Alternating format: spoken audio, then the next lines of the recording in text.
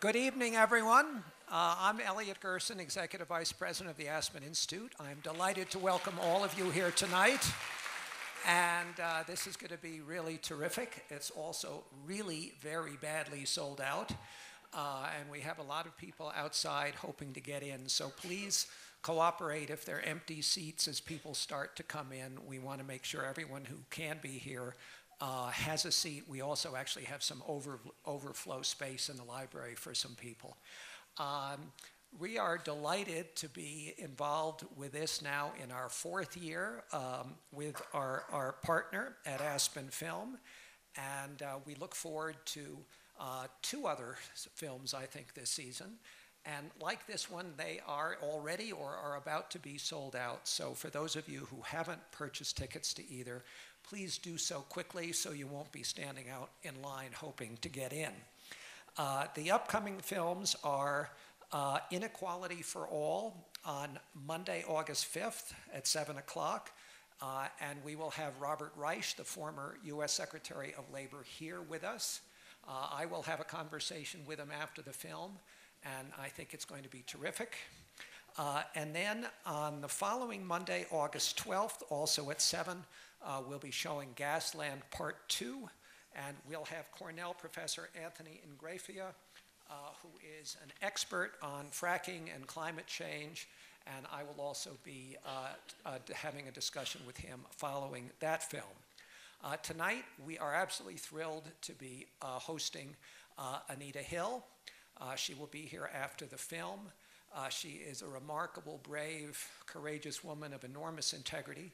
We were actually in law school together, although I have to say that I'd gone to graduate school before law school. She was a class behind me, so I'm much, much older than she is. But she's absolutely terrific, and with her, we're delighted to have Marcia Greenberger here to have a discussion with her. Marcia, of course, is co-president of the Women's Law Center. And Anita will sign her 2 books afterwards, and hope very much you'll stay to listen to her and also to get a book. And so with that, I'm delighted to pass things over to our partner, Laura Thielen, who's the artistic director for Aspen Film. Thank you, Elliot. Good evening, everyone. Thank you so much for joining us. I want to tell you about a couple of things that aren't in the New View schedule that you might like to know about. First of all, if you love new and great movies and you're interested in world culture, I hope you will join us September 25th through 29th when Aspen Film celebrates the 35th edition of Film Fest. That will be coming up in September. If you love documentaries, I promise you there are going to be a lot of documentaries in the festival. More immediately, on Wednesday, August 14th, Aspen Film invites you to Savor Summer. It's a special event that will feature a sneak preview of a new Weinstein Company film, a French film called Haute Cuisine. It's about food, no surprise. And it will be followed by a spectacular French-themed dinner at Rustique. For both these events, and that'll be a lot of fun. So I hope you can join us. And if you're interested in either of these events, you can go to our website, which is aspenfilm.org, for more information. As Elliot was saying, we're so honored this evening to have not only a wonderful film, Anita, Speaking Truth to Power, but also to have the subject of the film with us. You know a lot about Anita Hill, and you're going to know a lot more about her in about 95 minutes. But I wanted to take a moment to tell you a little bit about Marcia Greenberger.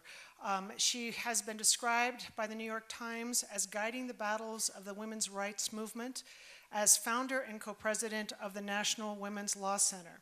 The center's creation was 40 years ago, and it established Marcia as the first full-time women's right legal advocate in Washington, D.C. A recognized expert on women and law, particularly in the areas of education and employment, health and reproductive rights,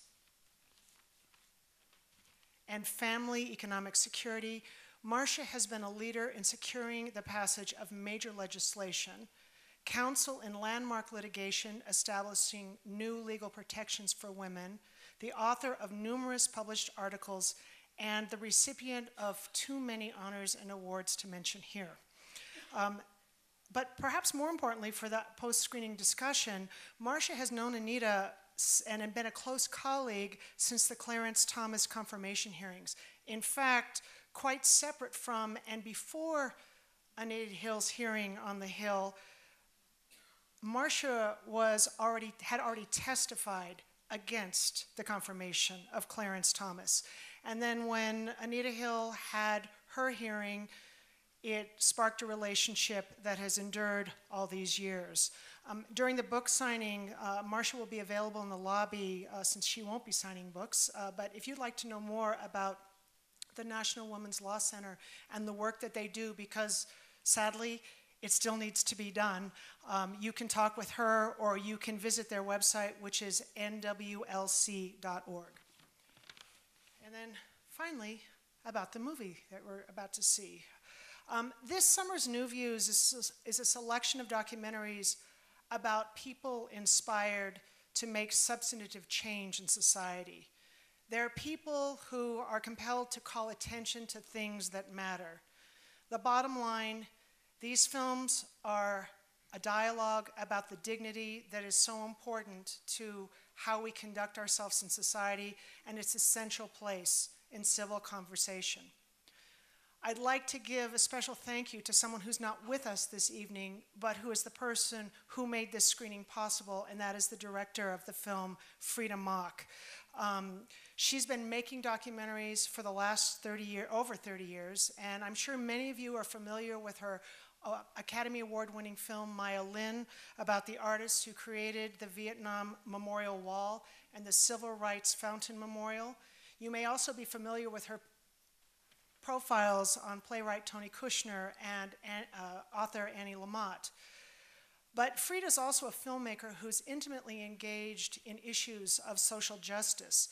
Last year at Film Fest, we had the pleasure of screening her film G-Dog, which is the story about Father Greg Boyle, a remarkable man who is a community activist in East LA, and his work, working with the Latino community, has transformed gang lifestyle in Los Angeles and has become a national model. And once again, Freida has turned her lens on a subject that many of us, we really remember the hearings, but I think what you're going to learn very soon is how that experience galvanized Anita Hill's life. She didn't choose to be in the limelight, as you'll hear, but the work that she's done really for women in the workplace and issues around sexual harassment, it's so inspiring. And one of the things that's so great about what Freida does is a lot of filmmakers, they get in there in the films and they tell you why they were drawn to it and they are a character in the film. What I really appreciate about Freida is that she so respects her subjects. She really lets them speak. And there's a slow reveal, and I think that what emerges are these portraits of great humanity, great humility, and tremendous dignity, and they just are such powerful examples of how positive, essential, and transformative activism can be. Thank you for joining us for Anita. I hope you'll stay for the Q&A.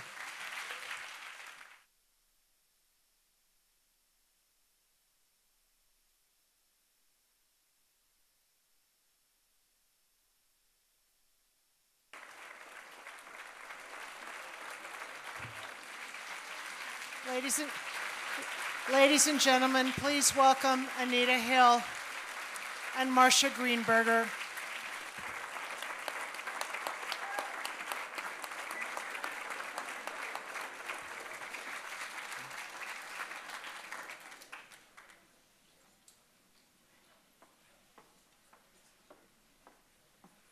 Just as they get settled, we got caught in the rain, so we were delayed.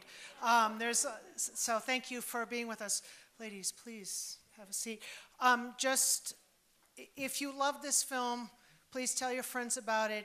It will be released in October, and so we would love for as many people as possible to see this film and to appreciate it and to continue the dialogue. I'm going to, at the end of the conversation. Anita will be in the lobby to sign books. She will be doing signatures. She can't do personal endorsements or personal signing because we'll be here for a very long time. But thank you. I'm turning it over to Anita and to Marcia. Thank you.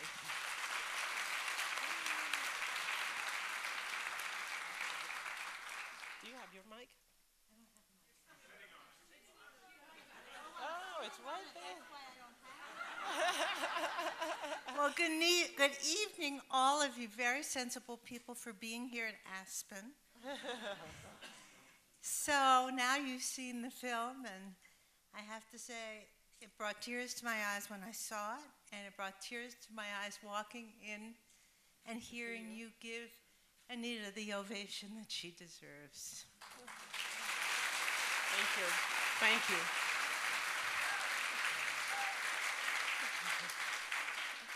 So let's get right to hearing what Anita has to say and to your questions and comments as well. So I get to, one of the great pleasures of being here is also to ask Anita a couple questions to get this thing started. And I guess the first question, Anita, is why did you agree to participate in the movie at this point? Well, and of course, that's two questions. Well, Because, the question about why I agreed to participate in a movie occurred to me over and over when you have a camera following you around. And you wonder, then you see the video and you say, why did I wear that white sweater? But more seriously, it occurred to me that we were coming up on an anniversary of 20 years since the hearing. And I work in a university. And it doesn't bother me so much that, I see kids every day who didn't experience the hearings. But what does bother me is I think that we have a generation of kids who can tend to be detached from even recent history and not have a full appreciation for what the history meant and how we got there. It also occurred to me that we have a generation of young people who are very visual in their orientation. And so you can read, and there were some wonderful books written, including the Abramson and Meyer book that was referred to in the film. But what resonates with them is what they see.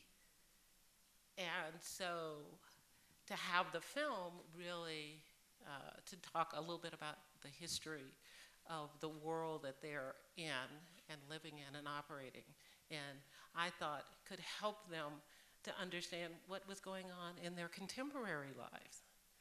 I didn't realize that there would be so much for them to interpret in terms of behavior that is still ongoing.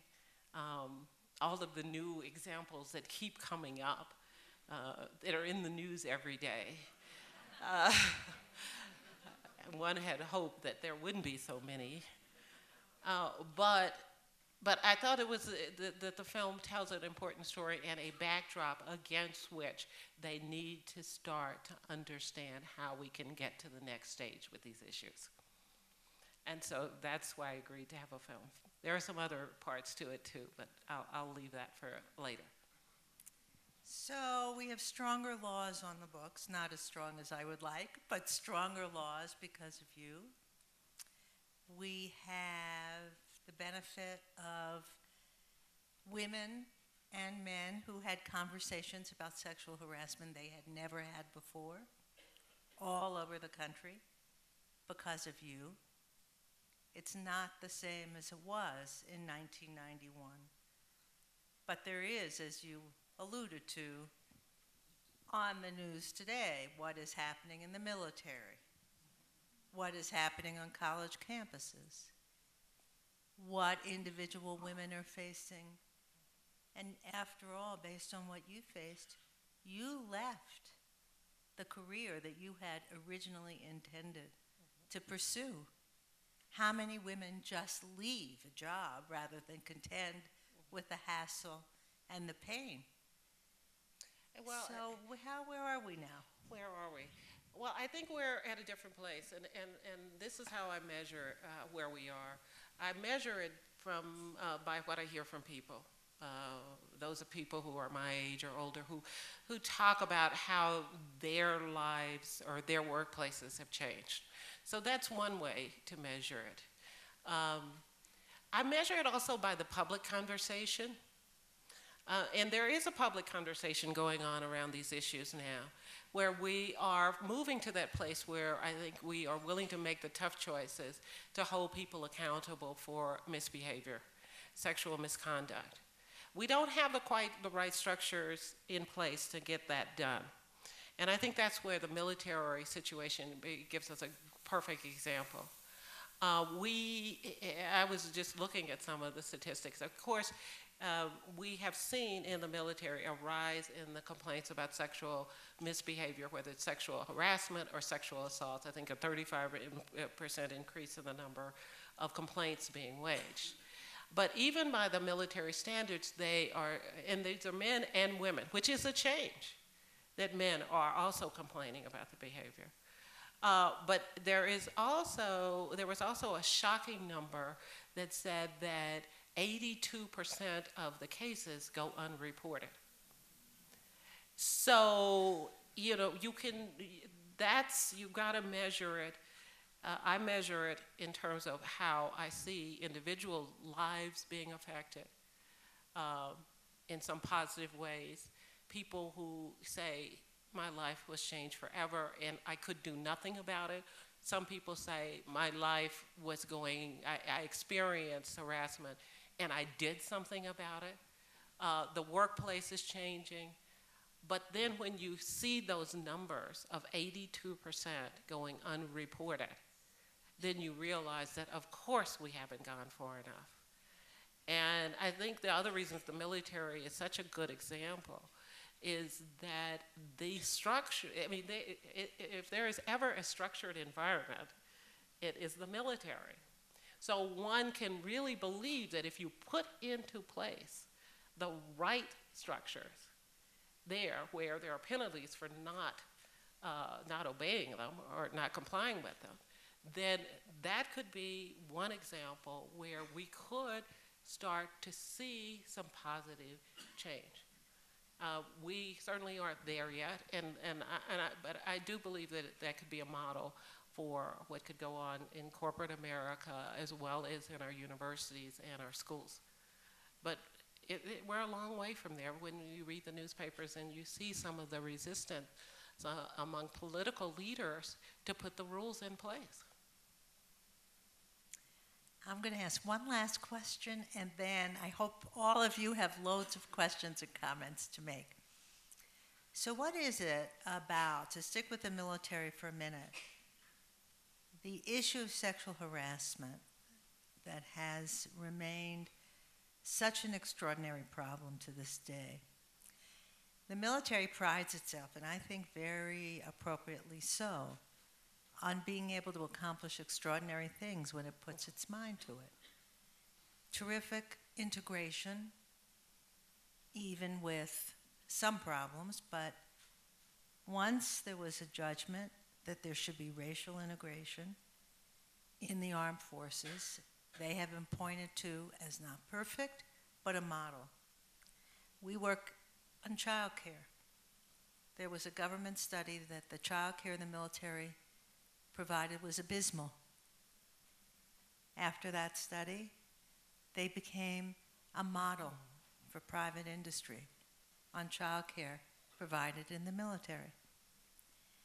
They could do a better job. What has prevented the military so far from having decided that this is a problem that they want and will be determined to eradicate? Well, I'm no military expert, and there may be some people out here who are members or former members of the military.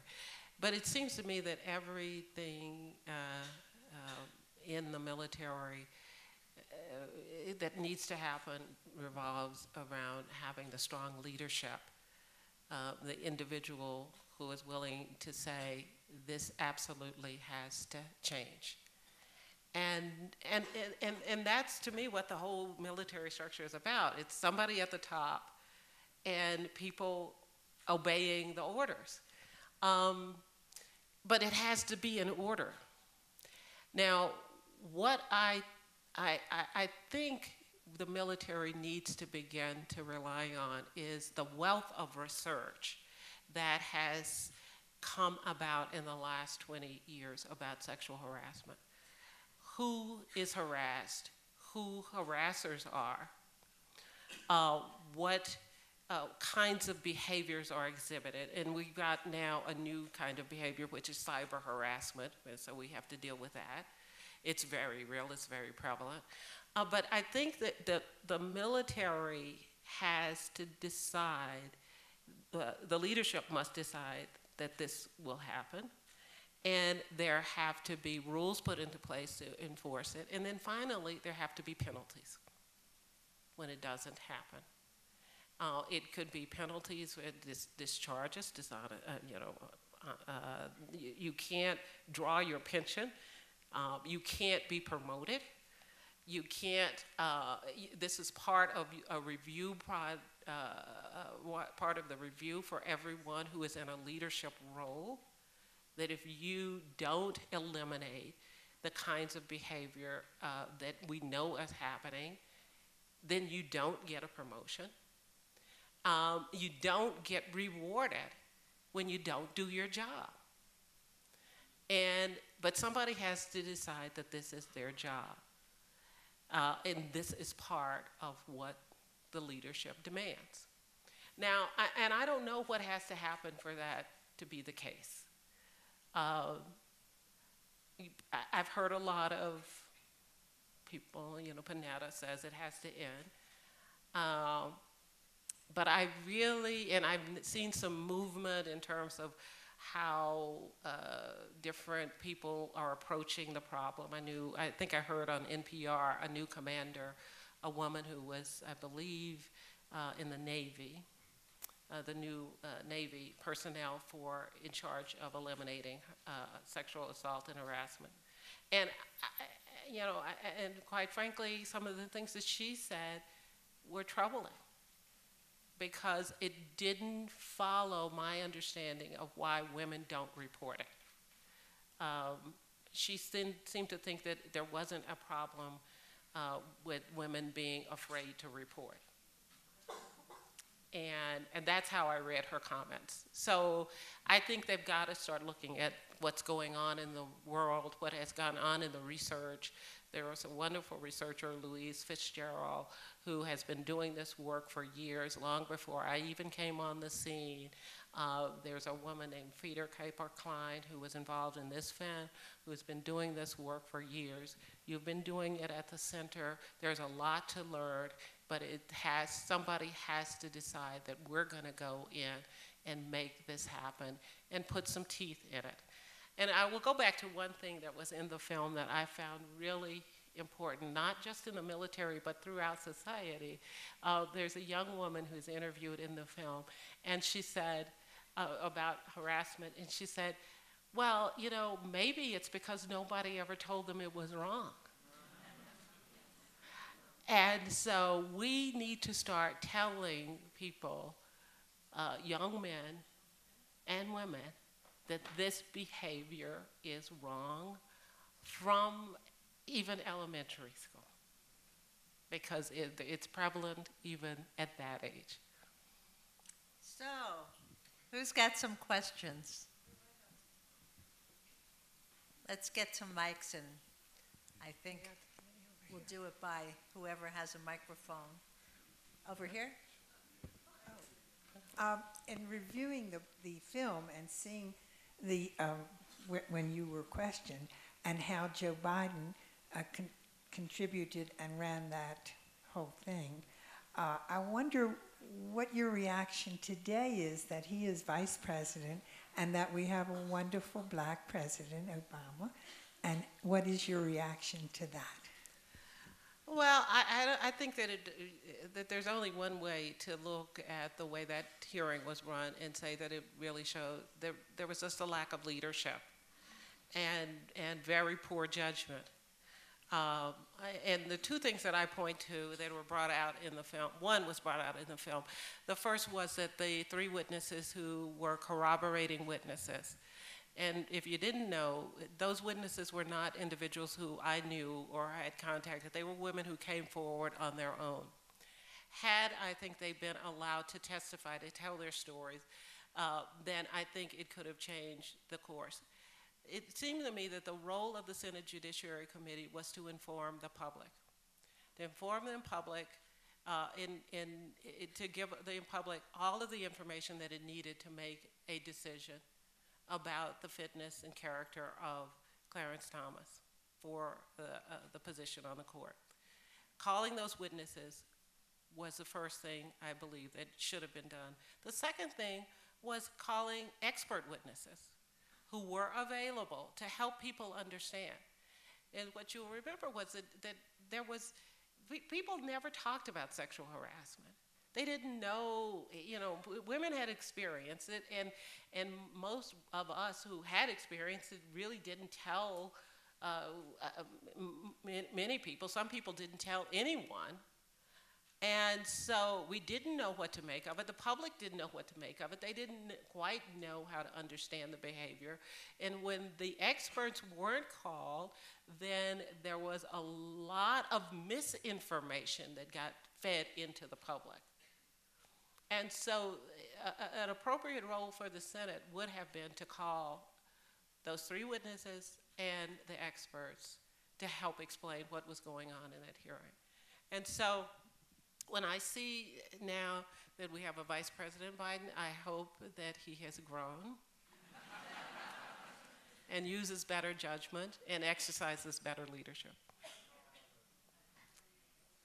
Over here.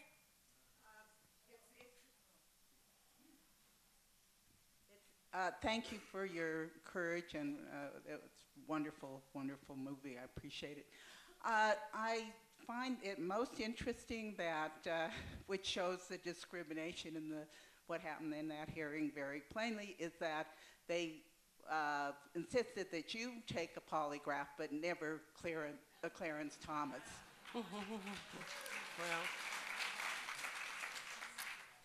And when they asked if I would take it, they asked. I sort of think that there was almost one of those threats where you would take, assuming that I would say no, and I did, and we know what the results were, but most people don't. It's interesting. I talk about public conversation. I also read comments about stories so there's one conversation that's happening out there at this level. And then there are, if you read any kind of news story about harassment, then you read the exchanges that are going on between people, and there still is a lot of misinformation about harassment. And there's just a lot of resistance. And so, so there was a story about the film, and somebody said, well, it's too bad that she didn't take a polygraph test. So then someone writes, well, in fact, she did take a polygraph test. And then they sort of, but the information it's just not out there. And so, I think the more we know, the more not only will we understand that hearing, but I think the more women will be willing to come forward if they feel like they can get a fair shake. It's not as though we're holding back on this completely out of some irrational fear, but we want to be treated fairly. And in fact, when the hearings were over, people said to me, okay, no woman is going to come forward and it's your fault. But that wasn't true. The number of complaints in the next year doubled. All women needed to know was that they had rights. And they were willing to stake put their lives on hold in many cases to come forward with the complaints. And they would take those polygraph tests because they knew what had happened to them. But we need to continue to provide safe environments for people to come forward and hold women and men in these situations to the same standard. Over there. Well, of course, thank you. You did mention in the documentary that one of the things that you thought made a huge difference is more women in Congress. And of course, it's still hardly a number to be very excited about, because I think it's still below 20%. There's recently been a survey internationally that the only countries in the world that seem to have a significant number of women have it because there's been some structural change. And I was wondering, have you given some thought to this and what we can do here to increase the number of women that we really are at that 30 or above % that can really make a difference? Well, I've been informed by some surveys about how women run for office and why they run for office, and you've probably read some of the same things, Marcia, or some different ones. But one of the things that, and you may have heard about it recently, women have to be asked like 9 times to run for office. A man is asked once and they're on it. But women are reluctant to go into politics. And they're reluctant, one, because they've been told the myth that, well, no, women can't raise money. And that has not been the case. That's been disproven. They're reluctant, I think, in some ways because of some of the misogynist tactics and approaches that are used against women. And the kinds of personal attacks, the nature of politics these days that turn into sexism. And so I think what we have to do is and there are some groups that are doing this around the country. There's a group in Minnesota in particular that's been very successful getting women interested in running for office, getting women counseled on how to run for office, how to raise money, how to run a political campaign. And they have been very successful in Minnesota in filling and expanding the number of women in elected offices. But what I do think it needs to happen is that we can't expect that the culture for women running is the same as it is for men. I'm not sure that the structures need to change, but I do think that women need to be coached more. They need to gain confidence in the political process in a different kind of way. They need to be approached differently. They need to have, I guess this is where the structures come in, the different kinds of support structures that support women. But they also, they also need to be able to talk about issues that are related to women. And they need to, and I know we want more women in office, but I also want more women in office who can relate to issues of gender equality. And that's, to me, as important as just increasing the numbers. Do we have, let's see. Oh, Thank right you, there, Professor right. Hill. One would hope that your presence on the campus would mean that Brandeis University would represent the cynosure of dealing with allegations of this type. Could you describe what the process would be if a person, a student or a faculty member at Brandeis would bring forth such an allegation, how that would be handled? Well, in fact, we are reviewing our processes at Brandeis. And I can tell you that in the past, there was a hearing. Whenever a complaint was brought, it was really kind of a jury that involved students as well as faculty members who were trained to hear claims of sexual misconduct. The process, I think, as it is evolving, is now going to involve more experts who understand sexual harassment in a way other than just the way a peer would, so that they can evaluate a case. But there are processes that are brought through student services. They're the same rules that govern undergraduates as governing graduates, students. Yeah. Someone take it.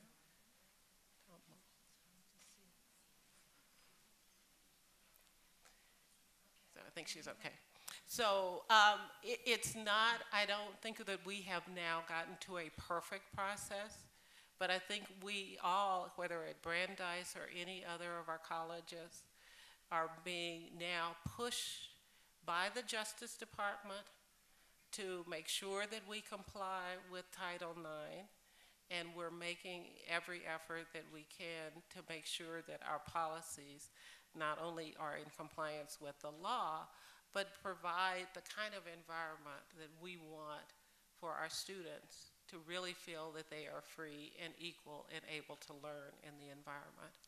And so, you know, the reporting process, the details of that are being worked out, but it is a student service process that goes through a hearing, there is a review, there are recommendations made to the deans and the leadership about what should happen in every case.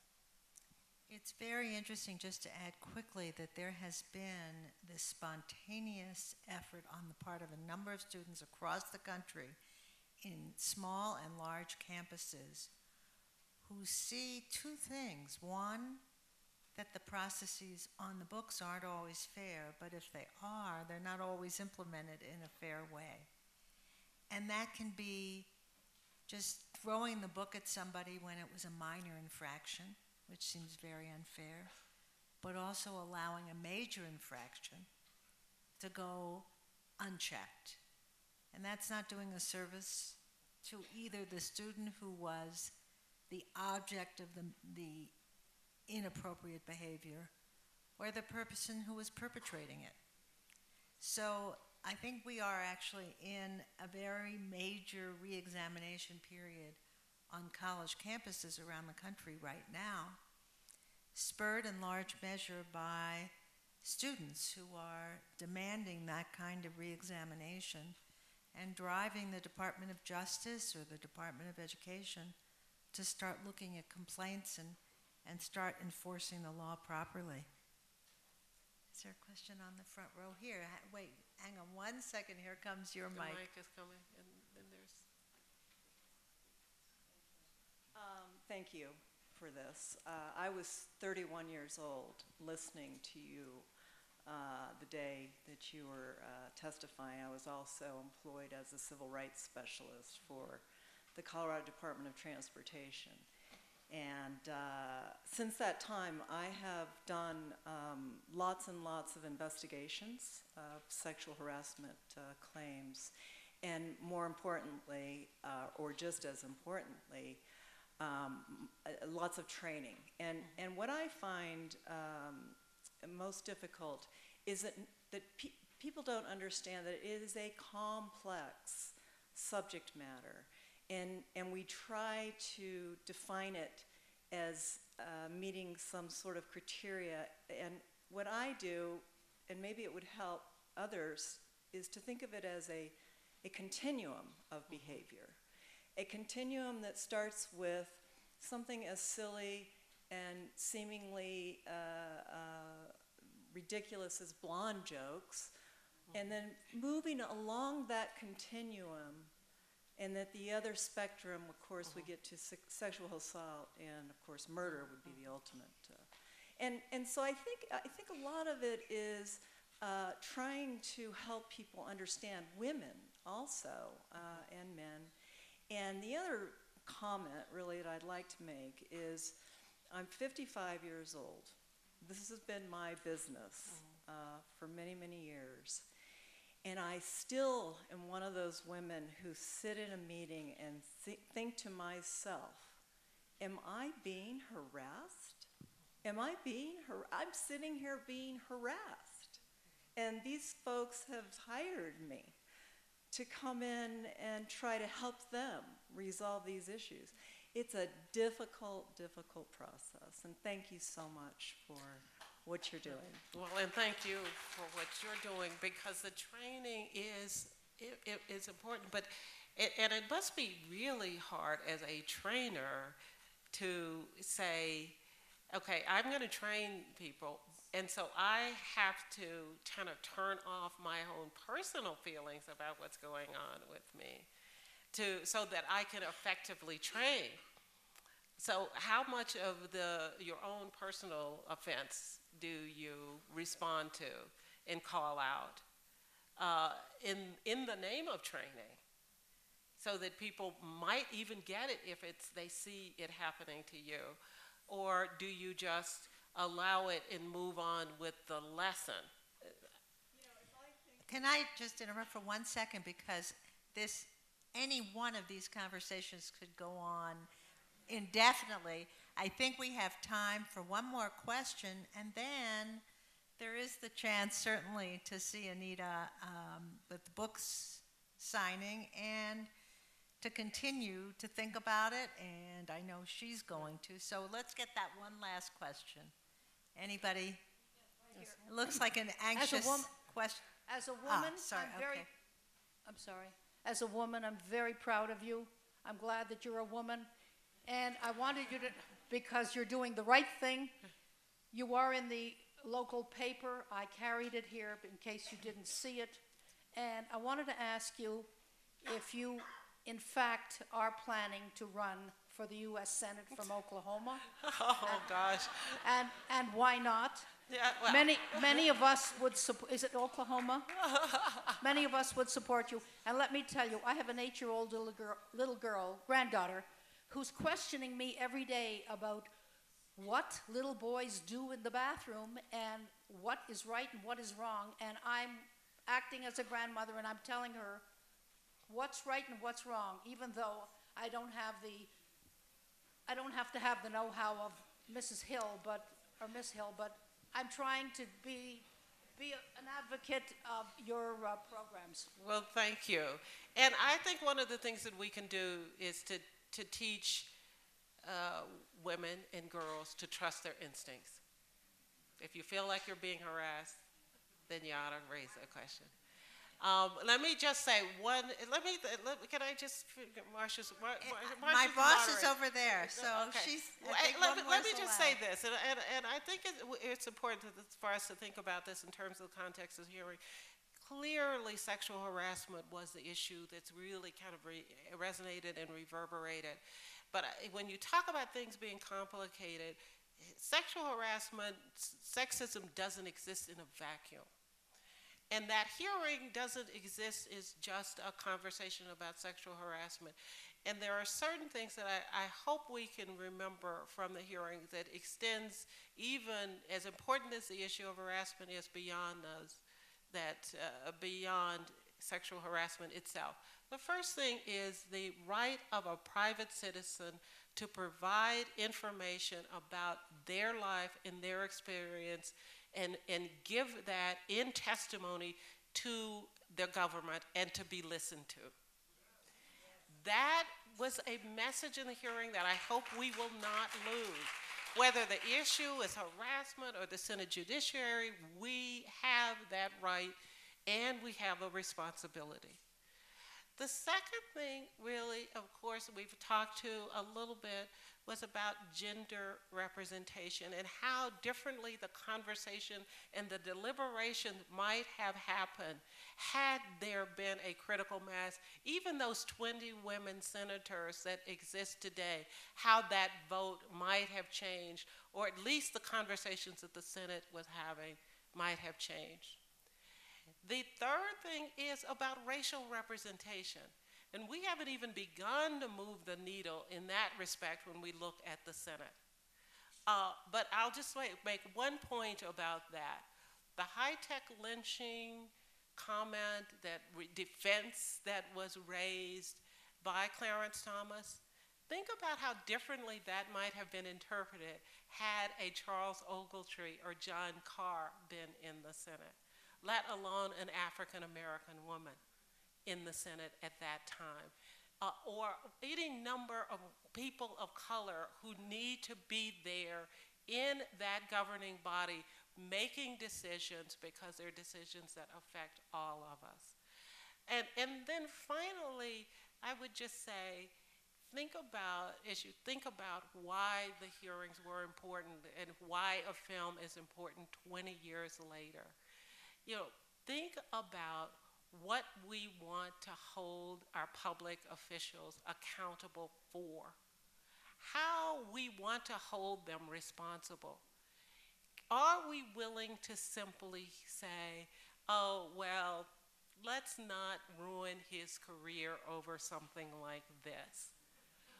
Or are we willing to say, these things disqualify you, and we won't put up with it because we can do better?